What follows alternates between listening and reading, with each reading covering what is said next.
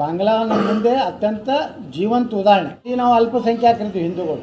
ಆ ದುರಂತ ಏನಂದ್ರೆ ಬಾಂಗ್ಲಾದಲ್ಲಿ ಹಿಂದೂಗಳ ಮೇಲೆ ಆದ ದೌರ್ಜನ್ಯ ಬಗ್ಗೆ ಒಬ್ಬ ಬುದ್ಧಿಜೀವಿ ಈ ರಾಷ್ಟ್ರದ ಅತ್ಯಂತ ದುರ್ದೈವಿ ಒಬ್ಬ ನಾಯಕ ರಾಹುಲ್ ಗಾಂಧಿ ಎಲ್ಲಿನೂ ಅದನ್ನು ಖಂಡನೆ ಸಹಿತ ಮಾಡಲಿಲ್ಲ.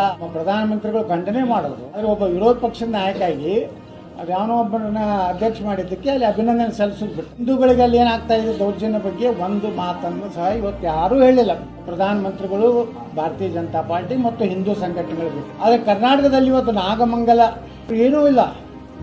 ನಮ್ಮ ಜನರ ಮೇಲೆ ಕಲ್ಲು ಒಗೆದಾರೆ, ಪೆಟ್ರೋಲ್ ಬಾಟ್ಲಿಗಳನ್ನು ಎಸೆದಾರೆ. ಸುಮಾರು ಒಂದು ದೊಡ್ಡ ಅರ್ಬಿ ಅಂಗಡಿ, ಸುಮಾರು ಒಂದು 2 ಕೋಟಿ ರೂಪಾಯಿ ಮೌಲ್ಯದ ಒಂದು ಅಂಗಡಿಯನ್ನು ಸುಟ್ಟಾಕಿದ್ರು. ದುರ್ದೈವ ಅಂದ್ರೆ ನಮ್ಮ ಹಿಂದೂಗಳನ್ನೇ A1 ದಿಂದ A32 ತನ ನಮ್ಮ ಜನರೇ ಮೊದಲು ಟಾರ್ಗೆಟ್. ನೋಡ್ರಿ, ಇಲ್ಲಿ ದಾವಣಗೆರೆಯಲ್ಲಿ ಹೋಗದವರು, ಧ್ವಜ ಕಿತ್ತದವರು, ಬಾಟ್ಲಿ ಉಪಯೋಗ ಮಾಡಿದವರು, ಪ್ಯಾಲೆಸ್ತೈನ್ ಧ್ವಜ ಹಾರಿಸದಂಥದ್ದು ಮಾಡಿದವರು ನಮ್ಮ ಹಿಂದೂ ಕಾರ್ಯಕರ್ತ ಸತೀಶ್ ಪೂಜಾರಿ ಅದು ತನಿಖೆ ಈ ಪೊಲೀಸ್ ಇಲಾಖೆ ದಾವಣಗೆರೆ ಒಂದು ಕುಟುಂಬಕ್ಕೆ ಶರಣಾಗಿರ್ತದೆ. ನಮ್ಮ SP ಏನು IPS ಆಗ್ಯಾರೋ ಮತ್ತೇನಾಗಿರೋ ನನಗಂತರೂ ಅರ್ಥ ಆಗಲ್ಲ. ಒಂದು ಕುಟುಂಬದ ಡೈರೆಕ್ಷನ್ ಮೇಲೆ ಒಂದು ಜಾತಿಯನ್ನು, ಒಂದು ಅಲ್ಪಸಂಖ್ಯಾತರ ಮುಸ್ಲಿಮರನ್ನ ತುಷ್ಟೀಕರಣ ಮಾಡೋದಕ್ಕೆ ಎಲ್ಲಿವರೆಗೆ ಹೋಗ್ಯಾರಂದ್ರೆ PSI